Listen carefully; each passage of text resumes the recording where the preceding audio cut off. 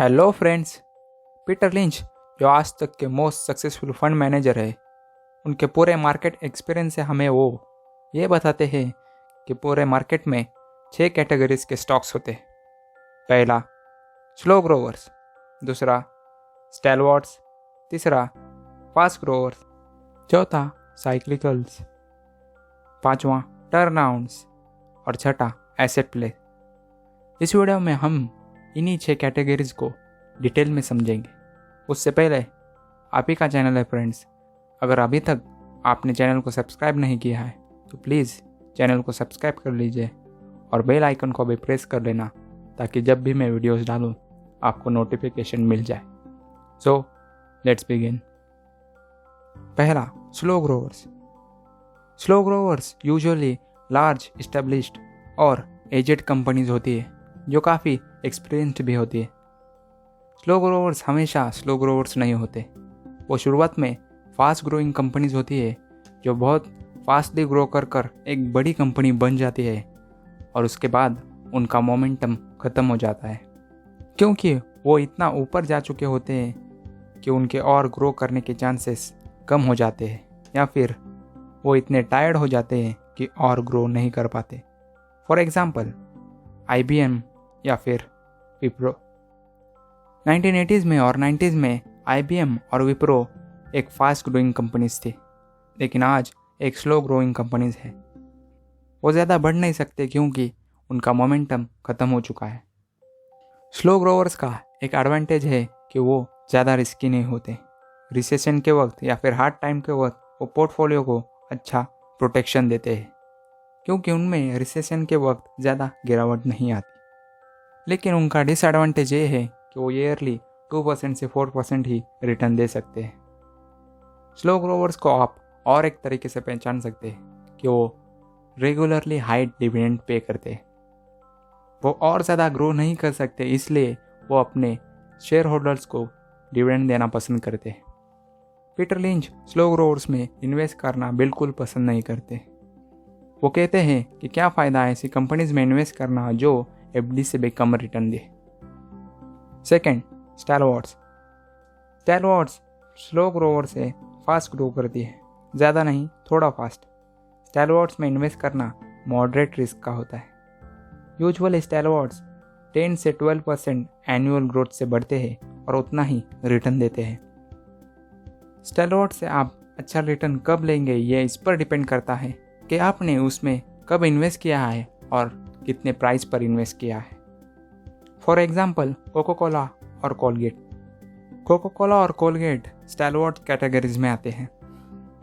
स्टैलवर्ट से आपको 2 सालों में 50% तक रिटर्न मिल सकता है जो काफ़ी नॉर्मल है और आपको उससे ज़्यादा एक्सपेक्ट नहीं करना चाहिए। पीटर लिंच कहते हैं कि स्टैलवर्ट्स को 30% से 50% रिटर्न मिलने के बाद बेच देना चाहिए और यही प्रोसेस रिपीट करनी चाहिए। पीटर लिंच हमेशा स्टैलवर्ट्स को अपने पोर्टफोलियो में रखना प्रीफर करते हैं क्योंकि स्टैलवर्ट्स हार्ड टाइम के वक्त या फिर रिसेशन के वक्त पोर्टफोलियो को अच्छा प्रोटेक्शन देती है। तीसरा फास्ट ग्रोवर्स। फास्ट ग्रोवर ये पीटर लिंच की और हम सब की फेवरेट कैटेगरी है। फास्ट ग्रोवर्स में वो कंपनीज आती है जो छोटी, अग्रेसिव और न्यू कंपनीज होती है जो हमें सालाना 20 से 25% रिटर्न दे सकती है। अगर आपने फास्ट ग्रोवर को बड़े ध्यान से और होशियारी से पहचान लिया तो आपको 10 बैगर से 40 बैगर तक मिल सकता है और कुछ सालों में तो वो 200 बैगर तक जा सकता है। आप अगर सिर्फ 1 या 2 फास्ट ग्रोवर को पहचान सके तो उससे आपका पोर्टफोलियो बहुत ऊपर जा सकता है या फिर आपका करियर भी बना सकता है। ऐसा नहीं है कि फास्ट ग्रोइंग स्टॉक्स हमेशा फास्ट ग्रोइंग इंडस्ट्रीज से आती है, नहीं, बल्कि ज़्यादातर फास्ट ग्रोइंग स्टॉक्स उस इंडस्ट्री से आए हैं जो काफ़ी स्लो है। फास्ट ग्रोइंग स्टॉक जितना हाई रिटर्न देती है उतने ही हाई रिस्की होती है। लेकिन अगर आपको मार्केट से अच्छा पैसा कमाना है, जिसे हम हैंडसम मनी कहते हैं, तो आपको रिस्क तो लेना ही पड़ेगा।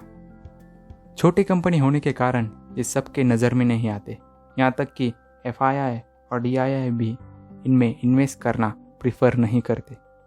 नंबर 4 साइक्लिकल्स।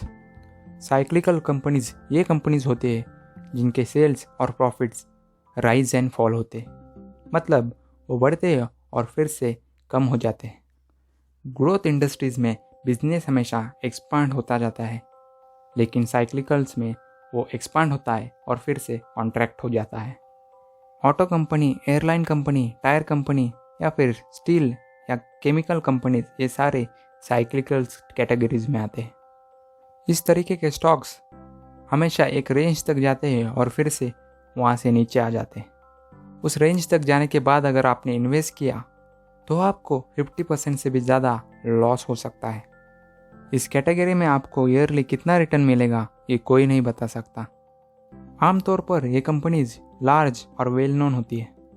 1980s में फोर्ड इस साइक्लिकल कंपनी ने लोगों का 80% से भी ज़्यादा पैसा डुबाया था।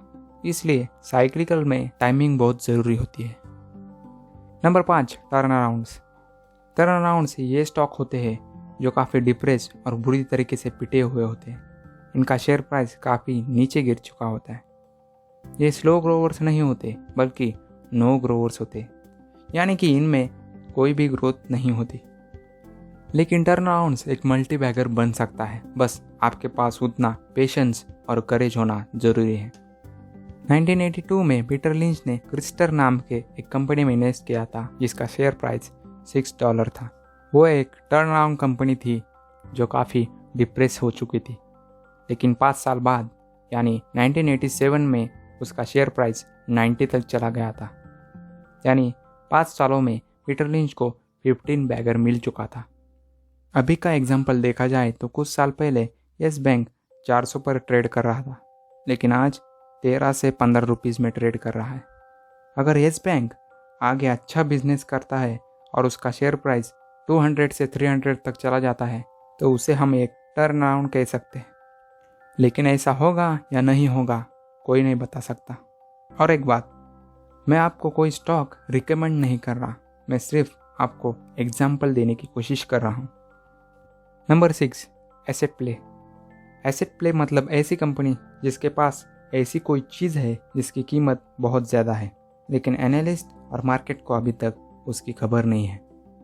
फॉर एग्जाम्पल 1976 में पेबल बीच का स्टॉक प्राइस 14.5 था और पेबल बीच के आउटस्टैंडिंग शेयर थे 1.7 मिलियन। उस वक्त पेबल बीच की मार्केट वैल्यू थी $25 मिलियन। 1979 में 20th सेंचुरी फॉक्स ने पेबल बीच को $72 मिलियन में खरीद लिया और खरीदने के एक दिन बाद 20th सेंचुरी फॉक्स ने पेबल बीच के एक जगह को यानी ग्रेवल पिट को $30 मिलियन में बेच दिया। इतनी कीमत जो 1976 के पेबल बीच के पूरे वैल्यू से ज़्यादा थी। इससे इन्वेस्टर को क्या मिला?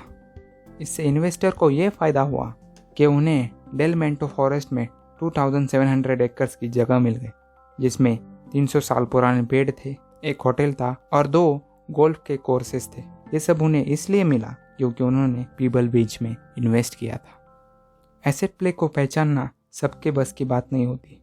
इसके लिए बहुत ही ज़्यादा हार्ड वर्क, डेडिकेशन और स्टडी नॉलेज की ज़रूरत होती है, लेकिन इन्हें पहचाना जा सकता है। यही सारी 6 कैटेगरीज पीटर लिंच अपने पूरे मार्केट एक्सपीरियंस से हमें बताते हैं।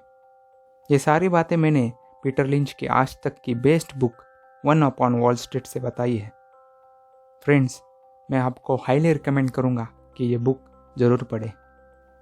अगर आप ये बुक खरीदना चाहते हैं तो डिस्क्रिप्शन में मैंने लिंक दिया है, आप अमेज़ॉन से जाकर खरीद सकते हैं। और अगर आपको मेरा कंटेंट पसंद आया हो तो बिना सब्सक्राइब किए प्लीज़ जाना मत।